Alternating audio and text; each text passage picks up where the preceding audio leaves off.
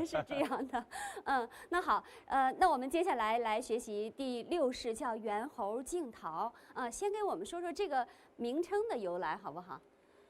这个就是我们这个中国的武术吧，它就是来于生活，来于这个自然。它就是这个形状呢，就好像个猿猴拖着一个托盘一样。它是暗藏杀机。暗藏杀机哈。好，我们先跟着您，您先分解动作，先教教我们慢慢体会这暗藏的杀机，好不好？左腿向左侧落下，脚掌踏地，同时两手伸出，左手掌心向上，右手掌心向下，很好。然后反掌，变为右手向上，左手向下，转腰摔出，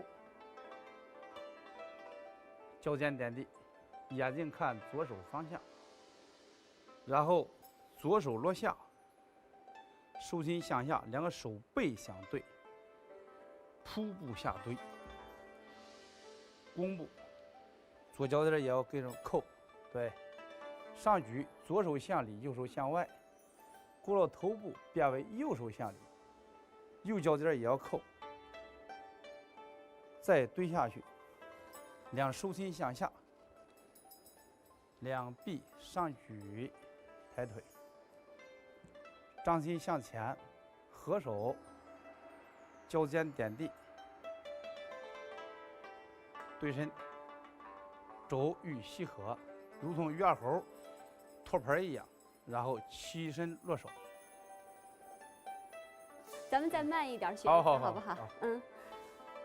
再从借这个斜胯腿啊。斜胯腿。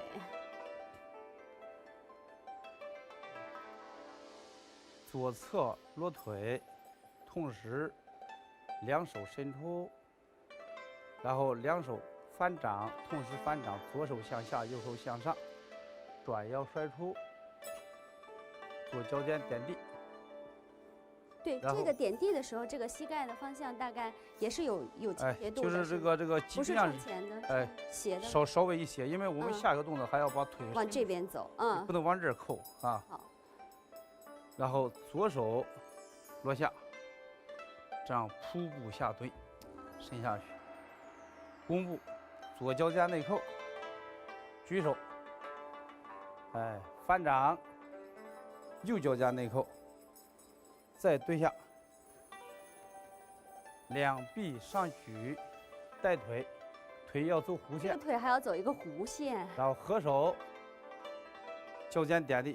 用脚大拇指点地哈。对，这个点的位置是跟肩的宽度差不多吗？比肩膀略微稍宽一些。少宽一些。然后下蹲。右脚是全脚掌都落在地上的。然后起身，落手。您觉得这个动作，您要跟我们大家强调的有什么样的注意事项？一个是身体呢要正。如果我刚开始这个学的时候吧，比如说我蹲不了这么低，可以高一点，哪怕我就这样。也行，也可以，但不可以前俯后仰，就必须要正直身体，要正直。另外一个脚底下呢，就必须要这个脚趾点地，脚趾尖跟一个钢珠一样的点在这个脚底下。这个脚的这个从这个大拇指来说，它也是这个大脑的反射区啊。另外它这个举的时候呢，合手走一个单经。在前面讲过这个，这个太极拳呢，跟这个中医经脉是相联系的。比如说有的走膀胱经、胆经，从这个足三阳这儿一下，从这儿走上来，然后你比如说我们还有一个什么胆经，它主什么的？就主这个，决断力，或者这个人你比如说没有精神的时候，他会懒洋洋的，然后呢，哎呀，这抻个懒腰，他提个懒腰，他又会提神，为什么呢？主你的决断力就是把这个胆经给你提起来，因为咱这动作你看很清楚的。所以这个伸手也，我刚才都没伸到位，我光想着还要有腿的事儿呢。其实伸的时候手一定也要伸到位，要拔起来。这样你起的时候，你不能这样，要拔起来。腿也跟着一起拔起来。然后一合，同时往下点地，身体要正，然后起身落手。这一招您说它暗藏玄机，接下来就给我们解读一下它藏有什么样的玄机。它这个有几个方面，你比如说它像这个，咱就还说这个膝盖，前边是斜胯腿，它斜肌状，对，这个也是暗桑山，你要托盘儿，托盘儿是托手是什么？在这个暗桑山一带封住对方进攻，哎，比如说他这个手来了以后，他还是要把对方的手给他托住。你比方你过来一下，你看，不一定是2个手同时来，或者1个手来也行，是吧？这个时候来的话也行，或者他从下边打过来了以后，你这往下边他就接住他了。哦，这个就是说都是这2个手的作用的，就是说把对方的手给他封住，封住之后，这不是这个就撞上去了，是吧？撞着你撞进你胸也好，腹也好，这个就看是什么对手需要是达到什么程度。你像这个脚底，刚才我说这个电梯狗套有变化很多，你这样踢的话，它这个是吧？啪啪点起来了以后，好灵活呀！啪啪，啪，它就点，你看的很小，点到哪个地方给个钢珠那样的，它受不了的。哎，所以经常练的话，它就会产生这种效果。另外一个，咱们讲这个翻手，一定强调从上边翻手。对，这有什么意义？咱这样咱画个位置来。这个翻手就是对方，这样可能能看得清楚一点，给这个左手打住了，或者我们交手的时候，在这个记忆当中，2手插在一块儿了。这个手这个腿不是在这儿，要脚底往里边扣。这产生什么？你看这个手慢一点哈，我这个手是产生一个招，你看翻动，你看翻，看这手了没有？是不是跟咱们学那个一样吧？对。这样的话就产生一个什么？把对方关节给翻住，同时我这个腿在这儿。哦呦，它要用力，它是这样。好，这个不是装的吧？我觉得这个劲儿太……我想你是个女的，不用带，我讲一下，你不用带。但是我在这看，这绝对不是说这个手，那为什么要我刚才讲究这个，一直讲究翻掌，翻掌跟这个脚趾要同时，实际上就会产生这个劲儿。这个小腿在把对方那个腿发力，同时把它绷出去，手翻关节同时走，砰，就产生这个效果。所以刚才我讲的时候，哎，你要翻。可是我刚才在做的时候，我根本就没用力，我就在这轻轻的翻。其实，慢慢的真正做起来，其实每一招都要特别用力的，是不是？其实都是在用着劲儿呢。我刚才做的真的软绵绵的。那肉里边是有钢的，哎，肉里是有钢的。时间长了以后，当你理解了以后，哎，就是你不知道的时候是比划，知道了以后，他会用一种意念去做。为什么练拳里边说，练拳的时候无人若有人，说我自己练的时候。没有人呀，没有人，我又觉得我跟对方来交手的，把他摔倒了，我又把他封住了，然后进攻他了。说你这个到一定功力到一定程度了，说遇到什么歹徒啊，遇到什么进攻的，有人说无人不就是几个什么？对，到那以后就放在眼里。对，实际上就是这个情况。如果这就是说艺高人胆大，你没有这个功夫，你不敢，你家有害怕，他有功夫他不怕。这个不是光说。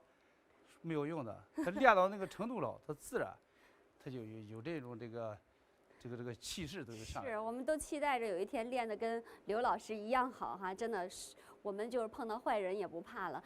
而且最一开始的时候，我们动作可能不到位哈，或者是力道不到位，但是真的要慢慢体会它内在的那种力道啊。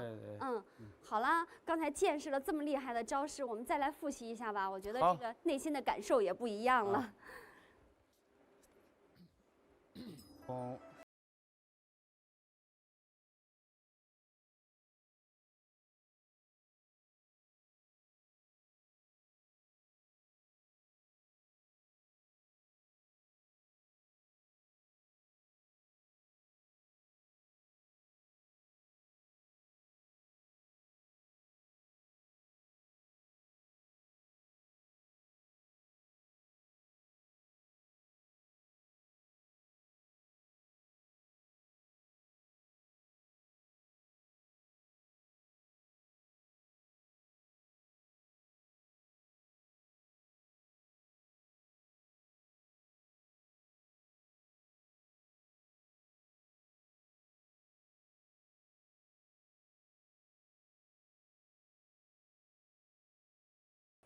收一下。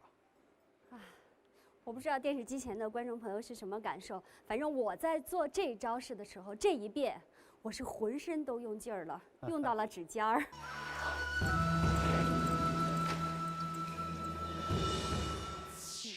刘老师，刚才我们学的比较难的这一招叫猿猴竞逃哈。对，您在刚才这个学这招式之前，您也说了，这是模仿动物界的一些动作。来编成的，我们编到我们这套动作里边。其实据我们所知，在中国武术里边，很多招式都是来自于大自然，来自于对各种动物的那种拟态。像我们熟悉那张三丰哈，对，就觉得他在他的那套拳法当中也有很多。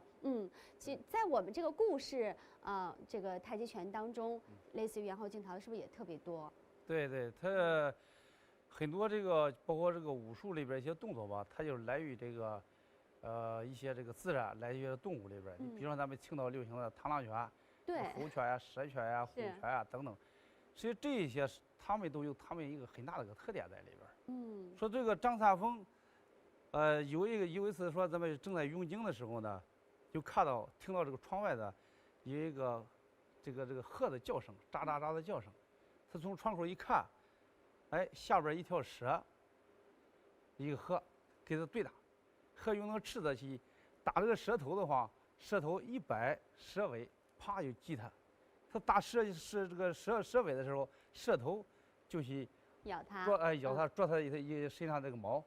然后你打这个蛇身呢，它两头蛇尾同时进攻它，弄这个鹤呢，它是也占不到什么便宜。所以张三丰他这个人呢，就是看到这个情况。这就是避实击虚，以柔克刚。就从这就悟出一个道理。那么你打我这边，我肯定避开。对。然后我可以照你的这个虚的地方进攻。避实击虚，以柔克刚，出其不意。然后他一看也有味儿，就从这上边吧，就改变他原先对少林派的那种拳术刚猛直快，然后当然也不是这一方面上，这是一个武道的一点点。引申出来，悟出来这个内家拳。对，我就觉得就是习武之人其实也是特别聪明的，他善于观察身边的这一切哈。所以我们也由衷的希望哈，电视机前的观众朋友，我们在练习故事太极拳的过程当中，也能够参透更多的东西哈，不仅仅是生活当中的感悟哈，也许是给你带来更多的智慧。好，那。